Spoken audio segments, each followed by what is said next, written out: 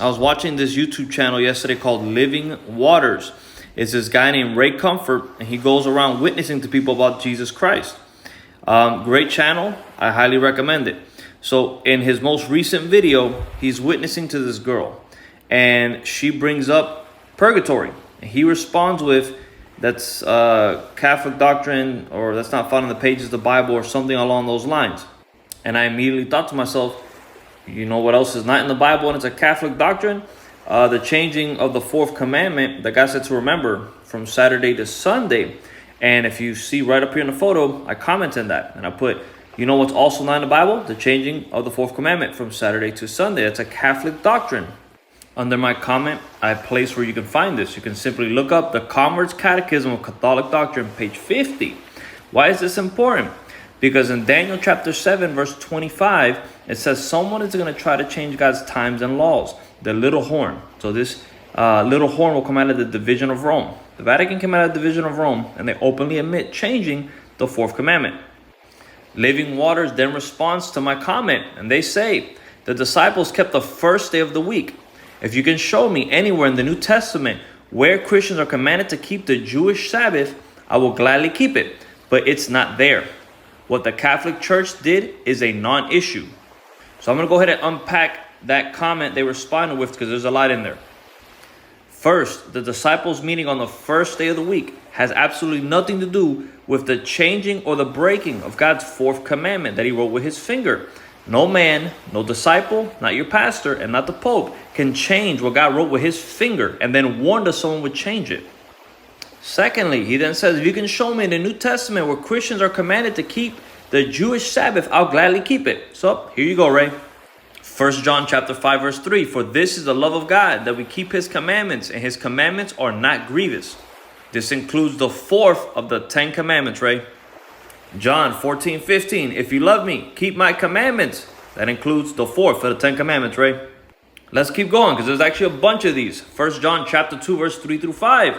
Now by this we know that we know him, if we keep his commandments. He who says I know him and does not keep his commandments is a liar, and the truth is not in him. But whoever keeps his word, truly the love of God is perfected in him. By this we know that we are in him. Revelations 12:17. And the dragon was wroth with the woman and went to make war with the remnant of her seed, which keep the commandments of God and have the testimony of Jesus Christ. And down below, Revelations 14:12. Here is the patience of the saints. Here are they that keep the commandments of God and the faith of Jesus. Do you know that's right after it talks about the mark of the beast? The last chapter of the last book in the Bible, Revelations chapter 22, verse 14. Blessed are they that do his commandments, that they may have the right to the tree of life and may enter in through the gates into the city. Again, this includes the fourth of the 10 commandments. That one just didn't go missing. Now let's look at the next part of this. He says the Jewish Sabbath. Nowhere in the entire Bible is it called the Jewish Sabbath. It's actually called the Sabbath of the Lord thy God. Exodus chapter 20, verse 10. But the seventh day is the Sabbath of the Lord thy God. Doesn't say of the Jews. Deuteronomy chapter 5, verse 14. But the seventh day is the Sabbath of the Lord thy God, not of the Jews. Leviticus 23, verse 3. At the end of the verse it says, it is the Sabbath of the Lord in all of your dwellings, not of the Jews. So the fourth commandment was established at creation in Genesis chapter 2. It says God ended his work and blessed the seventh day and sanctified it before there were any Jews. Matthew 24, verse 20. Pray that your flight be not in the winter, neither on the Sabbath day, not a Sabbath day, the Sabbath day, the fourth commandment. Even in a time of great persecution, Jesus was still expecting people to keep the fourth commandment. Okay, back to the comments. So I hope that they gladly keep it now. So it's clearly there. And what the Catholic Church did is a non-issue. Well, that's a problem. The Bible warns us someone would change God's times and laws. Convert's Catechism of Catholic Doctrine, page 50. Question, which is the Sabbath day? Answer, Saturday is the Sabbath day. Question, why do we observe Sunday instead of the Sabbath? Answer, because the Catholic Church transferred the solemnity from Saturday to Sunday. This was talked about in Daniel chapter 7, verse 25. It's really important to know the difference between the laws. You can go ahead and pause it and you can read through the scriptures.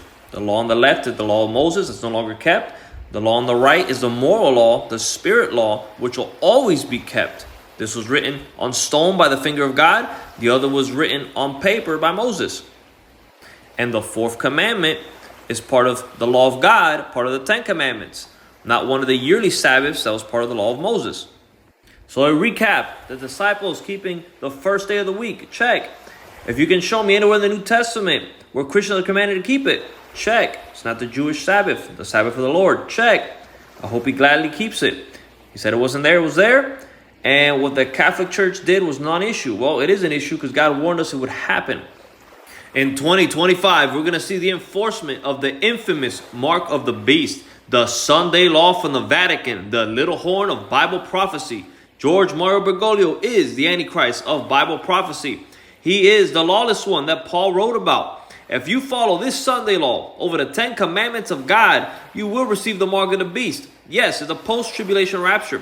Jesus will return to planet Earth to find almost the entire world not buying or selling on a Sunday law that came from the Vatican. Many will stand in front of him and he will say, "Depart from me, I never knew you." God is always talking. Are you always listening?